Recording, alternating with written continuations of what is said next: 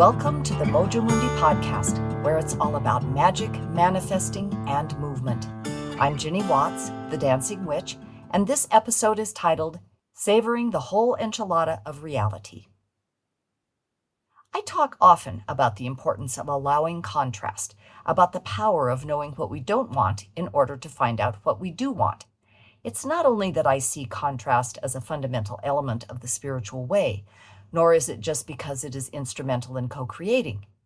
It comes up so often in our explorations of magic and manifesting because contrast is part and parcel of our physical existence. It is interesting to me that, given the ubiquitous nature of contrast, we should struggle so much with how to define it, how to respond to it, how to attend to it, how to recognize its finite nature. Unlike entries in a dictionary, the definitions we create for ourselves often include judgments. Most of us, at times at least, define contrast as negative and as something to be avoided.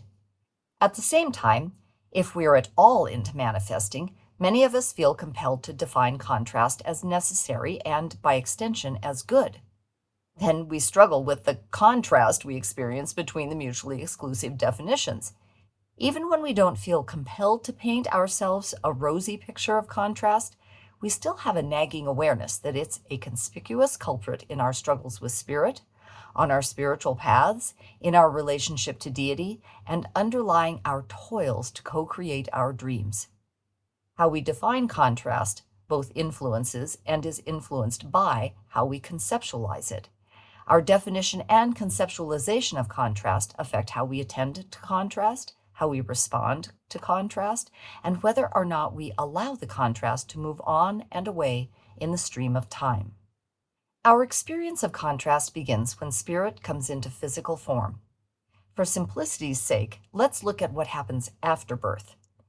The infant consciousness, just out of the womb, experiences contrast immediately. Often, the infant responds with a wail. Conceptualization has begun. For the vulnerable infant now living in the physical plane, contrast is inextricably woven with survival. The ancient survival energy colors every experience. As infants, if our needs aren't met, we will not survive. How our needs are met or not met relies predominantly with the environment, with the other. Fast forward a few years, or many years, and we can see in the course of our lives all the endings, the great and small deaths that are our encounters with contrast. When we don't receive the support we are hoping for, when a loved one dies, when we get stuck in traffic, when our partner initiates the breakup, when we initiate the breakup, when we drop something on the floor for the fourth time in a single day, when we feel our body failing us, we are developing a concept of contrast. Somewhere along the way in this process of conceptualization, we also develop a definition of contrast. The definition usually is something along the lines of, contrast is bad and will ultimately result in death. That's not an exaggeration. We associate contrast with something ending, and an ending is a death, figuratively or literally. Remember, our brains are designed to do everything possible to make sure we survive. Death is mutually exclusive with survival. It is so understandable that we develop the definition of contrast as negative. As we continue to live and experience, our definition is confirmed and solidified with each new instance of contrast. Our conceptualization is developed by ignoring any other possible associations, explanations, or understandings of contrast. When contrast happens, we resist. There is no room for allowing, and we can justify our choices based on good old survival. We begin to expect contrast and to prepare, that is, to resist in advance. Now there is absolutely no room for the concept of allowing. We develop beliefs and strategies that bolster our desire to control contrast by focus on controlling the other. For example, we develop the belief that vigilance to contrast will give us the opportunity to control the contrast. We are now on the lookout for the bad and potentially deadly in the circumstances of our days. We often develop the belief that remembering the contrast will increase our discernment of impending contrast, again to fortify ourselves so that we may control the contrast. We now spend our time replaying a multitude of events from our past that are characterized by the contrast implicit in these events. We keep the negative experience of contrast alive and thriving. Stuck in a cycle of conceptualizing and defining contrast as bad and necessary to be avoided at all costs, is it any surprise that we are unable to evolve our art of allowing? And there's a corollary to the contrast is bad definition. In a powerful twist in our cognitive gymnastics, we begin to define reality as almost synonymous with contrast. Life sucks and then you die. Optimism, or even neutrality, is falderall. Expectation and focus on the bad is equated with logic and reason. While it may seem unavoidable that we will relinquish allowing in favor of a battle against contrast, it turns out our souls have a window into the bigger picture. If we are willing to expand our view of reality, we can find a path to a new conceptualization and definition of contrast. We can place contrast in the context of a reality that is neither good nor bad, but rather is a complex weave of magic and manifesting, an inspired unfolding of co-creation. Here is a coincidentia oppositorum: reality as magic, awareness as spiritual experience. From my perspective as a human being, I sometimes find myself stopped in my tracks with amazement that souls ever make the choice to come into physical form. I lose sight of the wonder of our calling to co-create, instead getting caught up in the daunting nature of coming awake to the calling. Harkening back to infancy of the individual, and infancy of our species, it appears we really are dumped unceremoniously into the deep end without our water wings of wisdom. Ironically, I think it is that powerful brain focus on survival that keeps us afloat and leaves the door of awareness open to the wisdom to come. At some point, in fact, at a perpetual parade of points, from the moment we enter into physical form until the moment we release the physical world to return to the all, doors and windows and gates and skylights and apertures and vents and archways and portals of awareness offer us a view of reality in its true form. I have chosen the enchilada as our current metaphor for this true form. Here's why. Reality is messy. It's mundane. It is also divine. It's delicious or disgusting depending upon our perspective. It's filled with unusual blends of expected and unexpected experiences. It can take some getting used to, or it can feel like home. Whether we like or dislike it depends upon the current ingredients. Reality is also ever-changing. It is not static. And it is our interaction with reality, as well as the interactions of everything else with reality, that creates the change. Even if you never touch that enchilada, leaving it to lie on the plate, eventually it will be eaten by something else, be it another human, an animal, or microbes. It will change its form completely. And were you to create a new enchilada with exactly the same ingredients, cooking time, and presentation, it will be unique, unlike any other enchilada before or since. One important ingredient of reality is contrast. Contrast is not here to punish us. Contrast is not a reflection of the innate malevolence of the universe. Contrast is not proof that God is non-existent. Rather, contrast is a basic ingredient of reality. It is inherent in reality. An enchilada has some basic ingredients: tortilla, filling, sauce, topping. A tortilla all by its lonesome does not an enchilada make. The same is true of contrast. Contrast is not the same as reality. It's not even the main ingredient or the most predominant ingredient. When we tell ourselves that contrast is reality, it's like dumping out the cheese and meat and veggies and toppings and sauce and saying this empty tortilla is an enchilada. It's not. Changing perspective is a process, not a product. We don't have to make the shift from reality is just contrast to reality is complex in one jump. Let's begin our expanding view of reality where our primary focus often lies. Let's begin by expanding our view of contrast. The Abraham, through Esther Hicks, described contrast as the gap between where you are and where you want to be, or as the gap between what you want and what you don't want. In this definition, there is no judgment of good and bad. A gap isn't defined as good or bad. It's just a description of distance between two states of being. In this definition, we are invited to understand contrast as a condition of reality. In reality, some things are closer together and some are farther apart. While it is inevitable, it is neither good nor bad. Since our original definition, contrast is bad, was simplistic, it seems like a doable step to move to another simplistic definition that is more neutral or non-judgmental than the original. Contrast is a condition of reality. If that feels doable or even relieving, that's great, and not our final resting place. Next, we can move from simplistic to more nuanced. Contrast is a gap between what is wanted and what is not wanted. The Abraham through Esther also explained that contrast helps us discover what we do want. Going through the experience of what is unappealing allows us to discover what is appealing.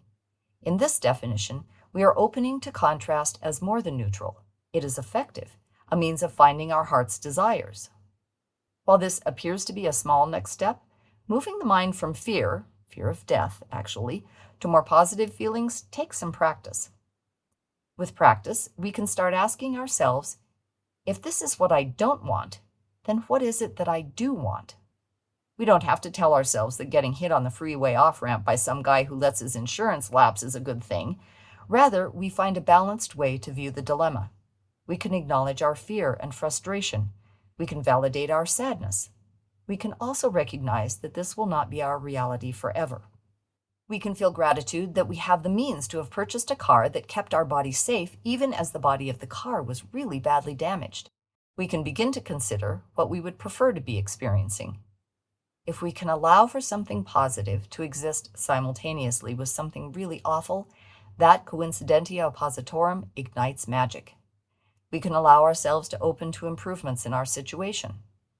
Luckily, we have space to take the transition from pain to a more positive path in small steps because manifesting isn't instantaneous. It unfolds. And there are a lot of things that are one step better than our car being hit on the interstate off-ramp. As we become more adept at shifting through neutral and into holding the coincidentia oppositorum of wanted and unwanted simultaneously, we can begin to look at contrast before, during, and after we experience it.